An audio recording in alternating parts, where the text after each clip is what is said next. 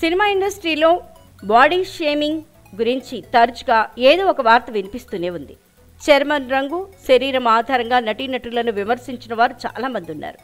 చాలామంది హీరోయిన్స్ ఈ type body shaming విమర్శలు ఎదుర్కొన్నారు. సోషల్ మీడియా వాడకం ఎక్కువైన దగ్గర నుంచి హీరోయిన్స్ గురించి, సెలబ్రిటీల గురించి ఏదో ఒక వార్త వైరల్ అవుతూనే ఉన్నాయి. చాలామంది హీరోయిన్స్ సోషల్ మీడియాలో ట్రోల్స్ బారిన పడ్డారు. తాజాగా ప్రియమణి ఇంట్రెస్టింగ్ కామెంట్స్ చేసింది. తాజాగా ఓ ఇంటర్వ్యూలో పాల్గొన్న ప్రియమణి షాకింగ్ కామెంట్స్ చేసింది. జీరో సైజ్ సమస్యపై ఆమె మాట్లాడింది. బాలీవుడ్లో గ్లామర్కు ఎక్కువ ప్రాధాన్యత ఉంటుంది. అయితే మలయాళంతో సహా కొన్ని దక్షిణాది భాషల్లో గ్లామర్ కంటే నటనకు ఎక్కువ ప్రాధాన్యత ఇస్తారు. దీని గురించి ప్రియమణి మాట్లాడింది. బాగా కనిపించాలంటే ఏం చేయాలో అది చెయ్యాలి. అది మీ వ్యక్తిగత ఎంపిక. నేను ఉన్న పరిశ్రమలో పోలికలు జరుగుతూనే ఉంటాయి.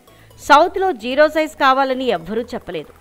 మన నటీమణులు ఈరోజు చాలా ఫిట్గా ఉన్నారు. వారు ఏం తింటారు, వారు ఎలా కనిపిస్తారు అనే దాని గురించి చాలా క్లారిటీతో ఉన్నారు.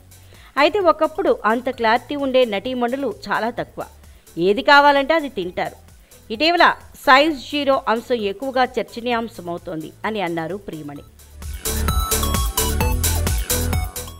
ప్రియమణి ముస్లిం వ్యక్తిని పెళ్లాడింది అంటూ పలువురు విమర్శించారు. అయితే ఈ విమర్శలకు తన భర్త అండగా నిలిచారని తెలిపింది. అలాగే తన భర్త నుంచి కూడా సినిమాలు చేసేందుకు సపోర్ట్ లభిస్తోందని ఆనందం వ్యక్తం చేసింది.